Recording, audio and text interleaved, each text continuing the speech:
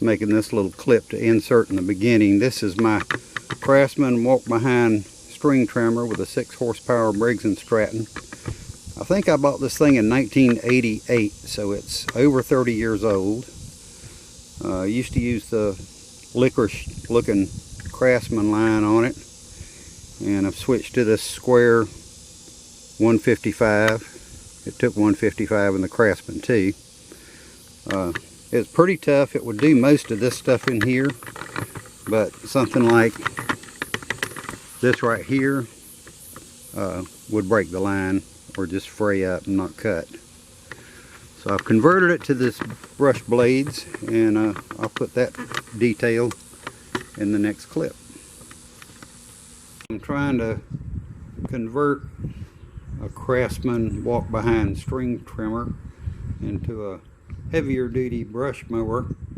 I already had this adapter that I turned out on the lathe to mount a 10-inch saw blade on it, and that worked pretty good actually. It's just limits your cutting depth to a few inches since it's such a small blade, but you don't want a whole lot of extra weight on there anyway. But it did pretty well. I usually use the large strings on that mower, and they work phenomenally well also.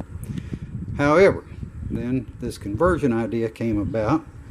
I bought some disc mower blades from Tractor Supply. These are the flat ones. They have cutting edges on both sides, so they go either direction. Their TSC number is 1217066. And rather than buying the $30 a set bolts that wouldn't necessarily work well in my application, they're made for the disc mower, and they had 2 steps to them, so they wouldn't have worked for me anyway. So I bought some 1/4 inch USS Grade 8 flat washers. 3 of them are just a little bit thicker than the blades and fit perfectly in the holes. Got some 5/16 by 3/4 inch Grade 8 bolts, and I backed it up with a 5/16 by 1.25 inch fender washer to keep the blade from falling off, and topped it off with a nylon lock nut to keep the bolt from vibrating loose. I'll have to check the wear on the washers as this goes, if it even works. So anyhow, the blade already had some small holes, 4 of them, and I decided to try this test with just 2 blades to start with instead of 4. But I enlarged those holes with some Milwaukee Cobalt 5/16 drill bit, and to my surprise it cut through the high-speed steel saw blade. So I have 2 of these mounted with the lock nuts and the fender washer on the back, and the blades will pivot like a bush hog blade when they hit things. And once I get all this mounted on the machine, which isn't too much trouble, I'll do another video, and we'll see how well or if it works. Alright, here's the demonstration of my string trimmer that I converted to a brush mower. It would cut pretty thick brush with the strings, but nothing at all like this, and it cut that just the second it touched it. So I'd say the operation is near a success if the blade doesn't come off and cut my foot off at the ankle. I'm not advocating that anybody tries this, and if you do so, you do it at your own risk. This is a project I started with the strings mainly because there was a bunch of hose in there that I wanted to get out before I went in with the blade.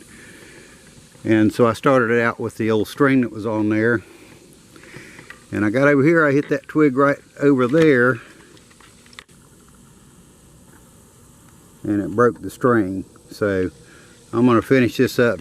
In the past I've done this whole thing with the strings, but what would happen was I'd get down to certain things that the strings wouldn't cut, and I'd have to get in here with the limb loppers or shears of some kind and cut the rest with that by hand.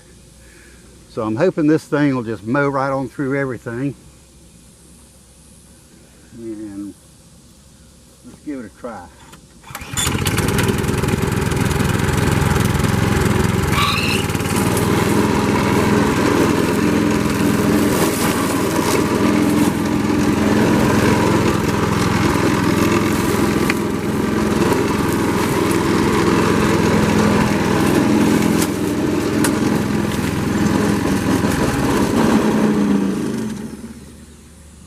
the twig that broke my string earlier was no match for the blades.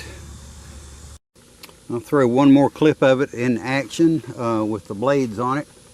It cuts this stuff pretty much down to the dirt. And so I used to have to come in here with limb loppers after the fact and get the snags out. This thing's cutting it all right down.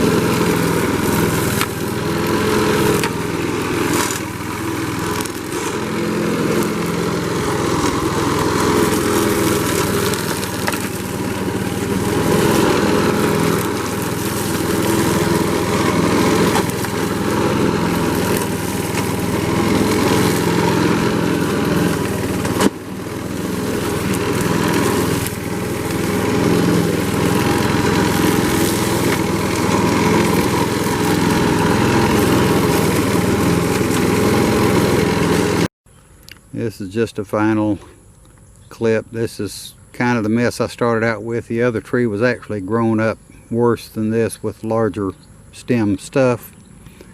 And then over here is how that all ended up,